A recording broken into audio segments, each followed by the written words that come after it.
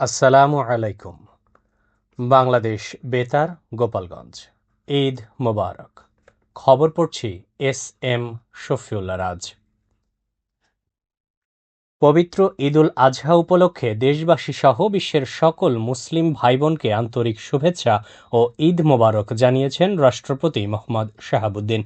ঈদুল আজহা উপলক্ষে দেওয়া এক বাণীতে তিনি বলেন, ঈদ শুধু আনন্দের উৎসব নয়, বরং আত্মত্যাগ, আত্মশুদ্ধি, সহমর্মিতা ও মানবিক মূল্যবোধ জাগ্রত করার এক মহিমান্বিত আহ্বান।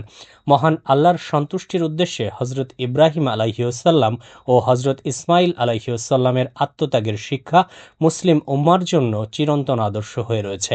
রাষ্ট্রপতি সকালে সমাজের সচ্ছল ও বিত্তবানদের প্রতি কোরবানির আনন্দ দরিদ্র, অসহায় ও বঞ্চিত মানুষের সঙ্গে ভাগাভাগি করে নেওয়ার আহ্বান জানান। তিনি বলেন, কোরবানির মাধ্যমে সমাজে ভ্রাতৃত্ববোধ, সহমর্মিতা ও সাম্যের চেতনা জাগ্রত হয় এবং গরিব মানুষের আমিষের চাহিদা পূরণে গুরুত্বপূর্ণ ভূমিকা রাখে।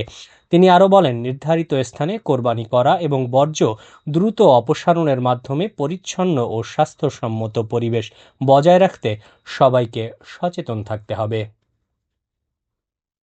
এদিকে পবিত্র ঈদুল আজহা উপলক্ষে দেশবাসী সহ বিশ্বের সকল মুসলমানকে আন্তরিক শুভেচ্ছা জানিয়েছেন প্রধানমন্ত্রী তারেক রহমান।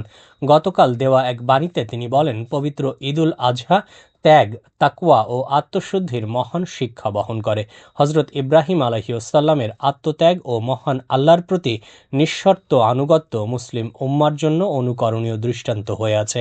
প্রধানমন্ত্রী আরও বলেন, ঈদুল আজহা শুধু আনন্দের উৎসব নয়, বরং এটি বিশ্বাস, ত্যাগ ও মানবিক মূল্যবোধের এক মহিমান্বিত প্রতীক।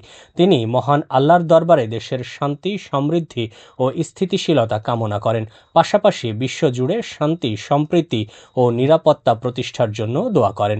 বাণীতে তিনি আরও বলেন, ত্যাগের মহিমায় উজ্জীবিত হয়ে সবাই যেন ঈদের আনন্দ ভাগাভাগি করে নেয় এবং আল্লাহ যেন সবার কোরবানি ও ইবাদত কবুল করেন। পবিত্র ঈদুল আজহা উপলক্ষে নড়াইল কেন্দ্রীয় ঈদগাহ ময়দানে আজ সকাল 7টায় ঈদের প্রধান জামাত অনুষ্ঠিত হয়েছে। এছাড়া পুলিশ লাইন ঈদগাহ ময়দানে, নড়াইল জেলা কারাগার সংলগ্ন ঈদগাহ ময়দানে ও নড়াইল জেলা মডেল মসজিদ ঈদগাহ ময়দানে ঈদের জামাত অনুষ্ঠিত হয়। লোহাগাড়া উপজেলার জয়পুরস্থ কেন্দ্রীয় ঈদগাহ ময়দানে, লক্ষ্মীপাশা মার্কাজুল জামে মসজিদ, তালবাড়িয়া কেন্দ্রীয় ঈদগাহ ময়দানে, লক্ষ্মীপাশা মাদ্রাসা ঈদগাহ ময়দানে ঈদের জামাত অনুষ্ঠিত হয়। এছাড়াও কালিয়া উপজেলার কেন্দ্রীয় ঈদগাহ ময়দানে সকাল 8টায় ঈদের জামাত অনুষ্ঠিত হয়। নড়াইল 1 আসনের সংসদ সদস্য বিশ্বাস জাহাঙ্গীর আলম কালিয়া উপজেলা কেন্দ্রীয় ঈদগাহ ময়দানে এবং নড়াইল 2 আসনের সংসদ সদস্য আতাউর রহমান বাচ্চু ও জেলা পরিষদের প্রশাসক বীর মুক্তিযোদ্ধা মোহাম্মদ মোস্তাফিজুর রহমান আলেক নড়াইল কেন্দ্রীয় ঈদগাহ ময়দানে ঈদের নামাজ আদায় করেন।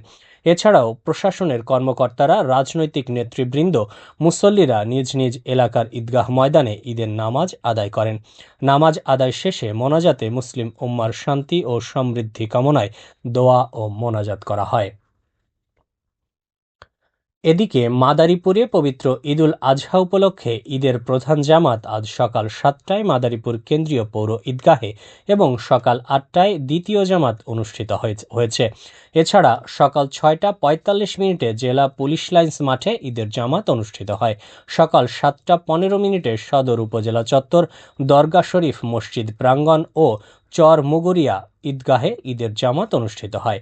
এদিকে সকাল 7টা 30 কুকরাইল পখিরা দরবার শরীফ ঈদগাহ, খাগদি তেঁতুলতলা জামে মসজিদ ঈদগাহ, আনসার ব্যাটালিয়ন ক্যাম্প ঈদগাহ, মিলগেট ঈদগাহ, কুলপদি আবহাওয়া অফিস সংলগ্ন ঈদগাহ এবং নতুন কারাগার সংলগ্ন ঈদগাহে ঈদের জামাত অনুষ্ঠিত হয়েছে। এছাড়া জেলার শিবচর, কালকিনি, ডাসার ও রাজৈর উপজেলাতেও ঈদের জামাত অনুষ্ঠিত হয়েছে। গোপালগঞ্জে ভারী বৃষ্টিপাতে বিভিন্ন এলাকায় জলাবদ্ধতার সৃষ্টি হয়েছে। গতকাল সকালে আকাশ মেঘাচ্ছন্ন হয়ে হালকা বাতাসের সঙ্গে শুরু হয় টানা ভারী বৃষ্টি, যা প্রায় 2 ঘন্টা স্থায়ী হয়। এতে শহরের বিভিন্ন নিম্নাঞ্চলে পানি জমে জলাবদ্ধতার সৃষ্টি হয়েছে। এদিকে কোরবানির পশুর হাটগুলোতে কাদা ও পানি জমে চরম ভোগান্তিতে পড়েছে ক্রেতা বিক্রেতারা। সবশেষে আবহাওয়া।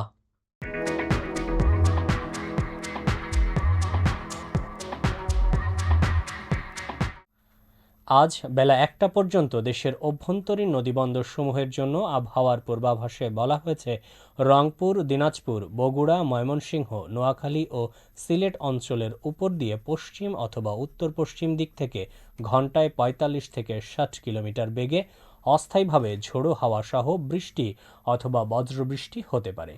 এসব এলাকার নদীবন্দরসমূহকে 1 নম্বর সতর্ক সংকেত দেখাতে বলা হয়েছে। খবর শেষ হলো। আমাদের পরবর্তী খবর প্রচারিত হবে আগামীকাল সকাল 8টা 30 মিনিটে বাংলায়।